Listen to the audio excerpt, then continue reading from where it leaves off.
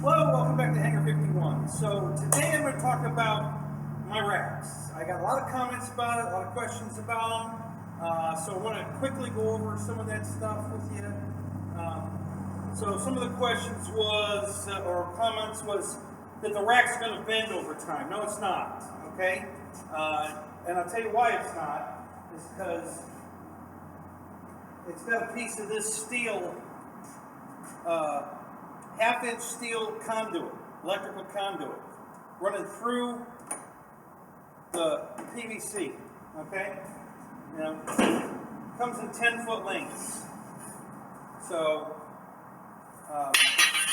so you put that through the whole thing, and no, it's not going to bend, okay? How is it not falling over? Okay, well, that has to do with CG, okay? The CG of the rack is here, on the pipe. CG of the airplanes, back here. No battery in the planes, really back here. So, it's tail heavy. The rack is trying to go this way. There's legs on the bottom, 2 feet long, preventing it from going this way, okay? It's not going to fall over, okay?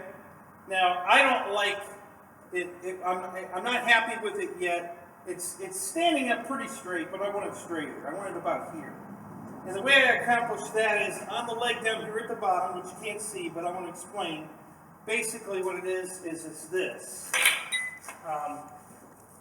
There's a 90-degree pipe on the bottom, okay? And then we'll do it this way. So this is the leg, the bottom leg, the 2-foot leg going across the bottom, and then I have this on it, which is pushing the back of the, and there's a steel rod in there too. So the steel rod's in there, this is jacking it up like this, which is leaning it forward. It's not that big, I probably won't need one that big, but I need to jack it up just a little more to get it to about there, okay? And that's why it's standing up and not trying to fall over, is because it's trying to fall backwards and it's got 2-foot legs on the bottom, preventing it from falling backwards. So it's not going to fall down, and it's not going to bend over time because of the steel pipe inside it. And then I'm going to go over how the build goes and everything in a second here, but I want to explain. So I've been doing this for 10 years. I've been flying radar controller. For you guys who are new to my channel, Hangar 51, my name's Kenny, and I've been flying RC for 48 years. I started in 1973. And one of my planes from that era is right here. This Mustang here, a quarter-inch Pollen Racer, and it's 46 years old at least.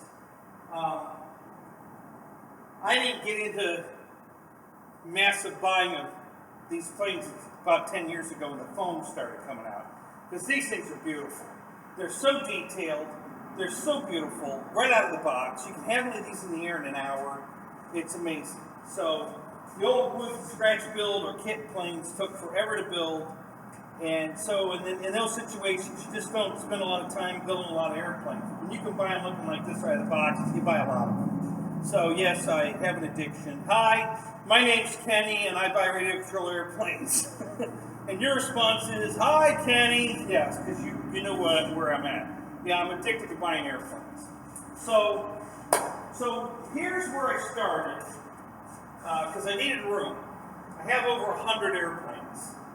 I built these racks first. Now this is made out of half-inch PVC. And you'll notice that it's gray.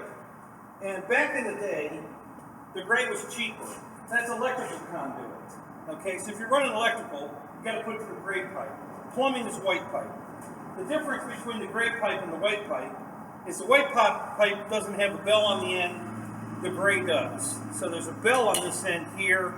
When you buy it, it's already belled, and the next one plugs right into it. Now that's very useful. But the main reason I bought the gray is it's cheaper than the white, or it used to be. I don't think it is anymore. I checked lately, and it looks like the gray and the white are the same price.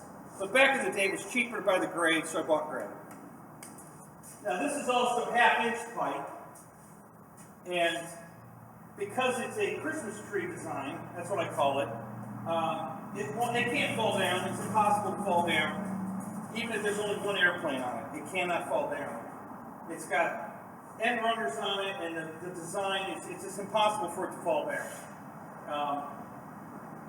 reason I built this 8-plane rack like this is I hung this in my garage over the hood of my car.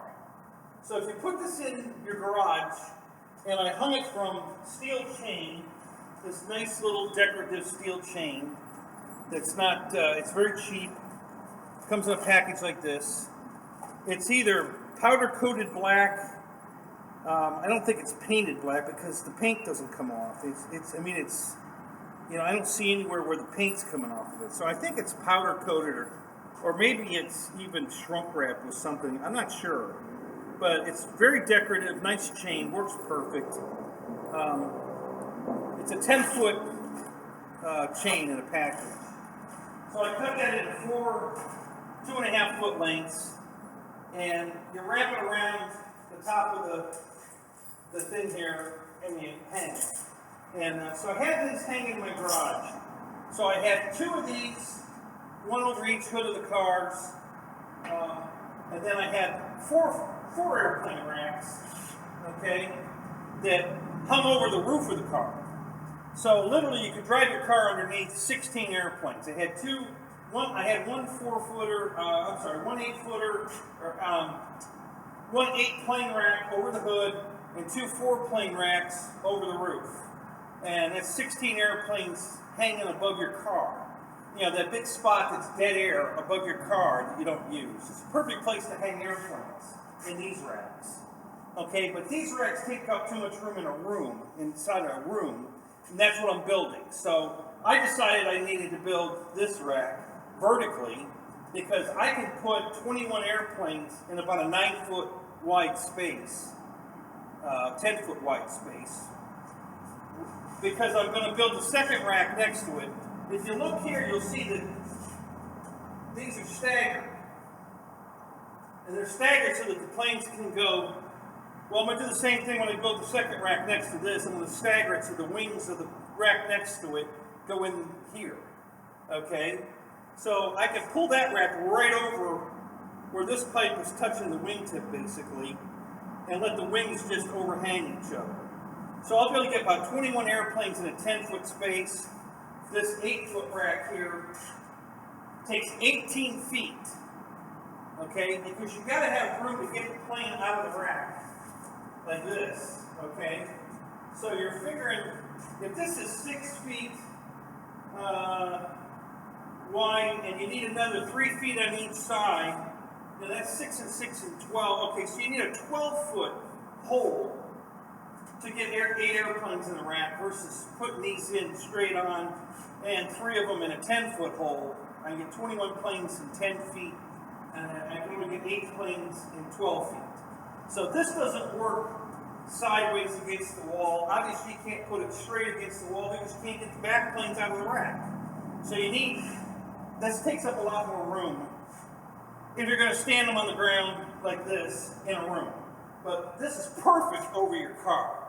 You know, you turn it sideways so the tails are going off each side, and you can just walk around your car and take them out of the rack over your car. It works fantastic for that. So that's what those racks were originally for, and they still work fine for that.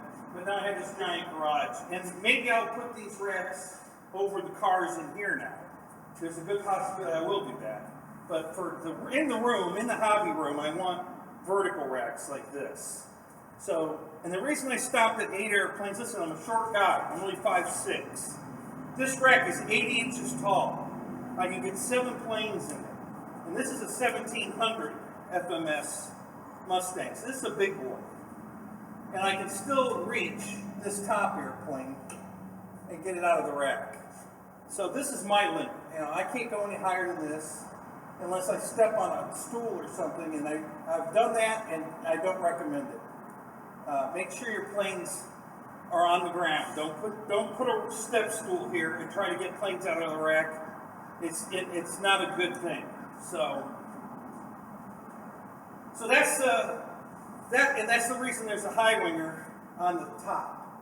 Okay, these are all warbirds, but I put a high winger on the top because the fuselage is hanging down, not going up. If it was going up, I would be just about out of my reach completely. So it's much easier for me to handle. You know, I made my space here much bigger. And that gave me the room to put a big plane on the bottom rack here, and then a high winger plane on the top to make it easier for me to handle getting to it. So that's the whole reason for that. Okay, so let me stop it right here. I'm going to take the planes out of the rack, and I'm going to show you how the construction goes, cut some tips and tricks on this.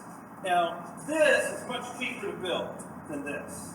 This is all half-inch pipe, and there's nothing inside. It doesn't need any metal reinforcement in it because it's a big framework. This, because it's single bar on each side, you got to put the steel pipe in it. So not only are you buying 3/4 inch PVC instead of half-inch, which is more expensive, then you got to buy this steel conduit that comes in. You know, the best way to buy it's in the 10-foot lengths. You got to put this inside. So it's almost like building 2 racks in one. So the cost of this rack is much more than that rack, but it's still pretty cheap. It's not really expensive. So let me show you the trick of how I assemble this. Let me get all the planes out of there. Oh, and then the last thing you need, dollar store pool noodles. Okay? The dollar store pool noodle with a big hole in it. They have one here with a smaller hole. It might even be smaller diameter. Listen, I'm going to tell you, if you leave planes in a rack long enough, this stuff smooshes down. So don't buy the thin wall stuff. I used to use the pipe insulation, you know, that you put over the pipes outside that you get at Home Depot. Don't use that either. It's too thin. It works great in the beginning, but if the plane sits in the rack a month, it's going to completely crush that down until the plane's literally sitting on the pipe again. You know, that foam is just going to crush completely underneath it. So go to the dollar store, get the pool noodles for $1. I go to the Dollar Tree where everything's $1, and you get these pool noodles, and they work fantastic. They slide right over the 3/4 inch pipe. It's tight, but it will slide over it. Okay, and this also fits perfect over the half-inch pipe. So if you do build a half-inch rack, and as you can see, I have the pipe insulation on those there, but like I said, the plane sits on it, just smooshes it. So go get the pool noodles. They're only $1. They're much cheaper than that, and they do a much better job. Okay, so let me cut this off here, and we'll get on. I have to add these to the rack anyway, so we'll get on that. Okay, so here's the rack empty. Now you can see my legs, the little feet sticking down here, and I just cut new ones to give a little more. And I think even with it up about to here, it may not want to stand up with no planes in it. When I get it to where I want it, it's going to be pretty close. But that's okay, because once you put planes in it, it's going to pull itself back. So not too worried about that. Now what I've done, I glue these in and the verticals up. I don't glue it to the bottom, okay? So these are all adjustable.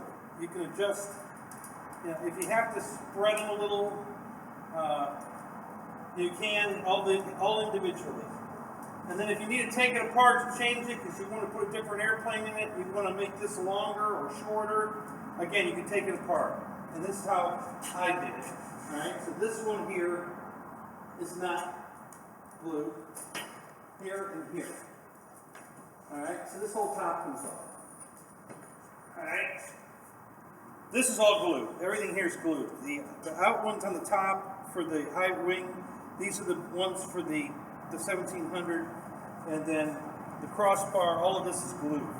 So that's fixed. Now you can take these off in sections like this and replace them as needed. And that gives you the versatility to move them. They all come apart. You can take them all off, change them, adjust them, whatever you want to do. I don't glue. Now the reason I do this way is I think this is stronger for the non-glue joint to be this one on top of the pin. All right. I think if it was the other way around, when this is not glued, I think this would try to pull out of that easier. That's just me, my opinion, but that's why I glue the vertical up and out and leave the bottom loose so that this goes down onto there, and I think it's less likely to pull this out of here versus the other way around.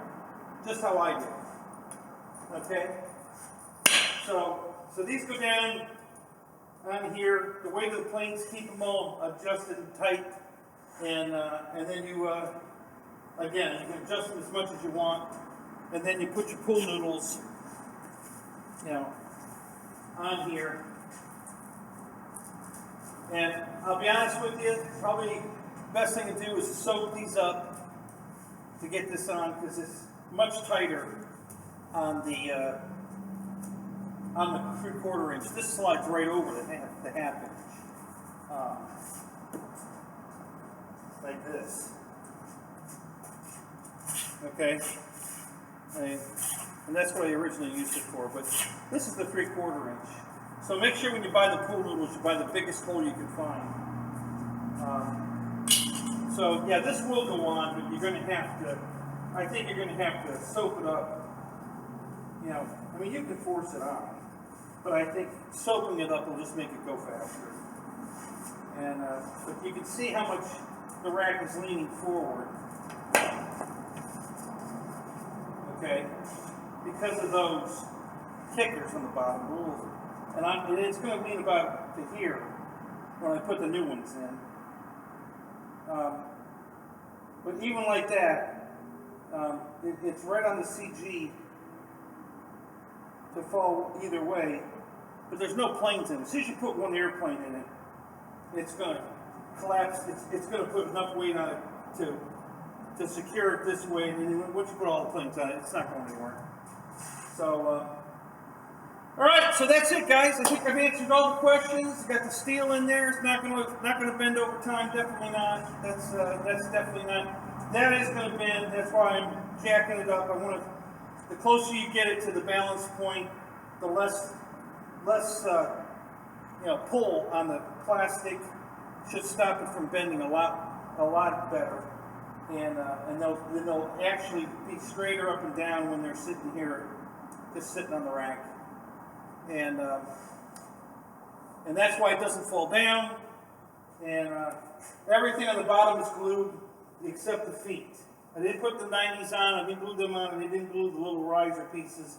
It gives you, again, adjustment. So if I put these taller ones in now and I don't like them, again, I can adjust it. I can pull them off, cut them down, put them back on, and we'll be fine. So that's it, guys. That's all I got. I hope you enjoyed this. Listen, if you haven't hit the subscribe button, please do. And if you want to see videos on the other racks I've done, including the one in my trailer, which I can spin the camera around to that real quick. Let me put some light in there.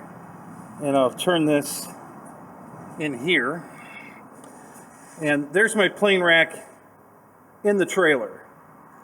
So if you want to see all about those, let me get back over here. If you want to see all about that stuff, the airplane trailer will be up here, and the Christmas tree rack, along with some Christmas music, will be down here. All right, guys, thanks for watching. We'll talk to you later. Bye-bye.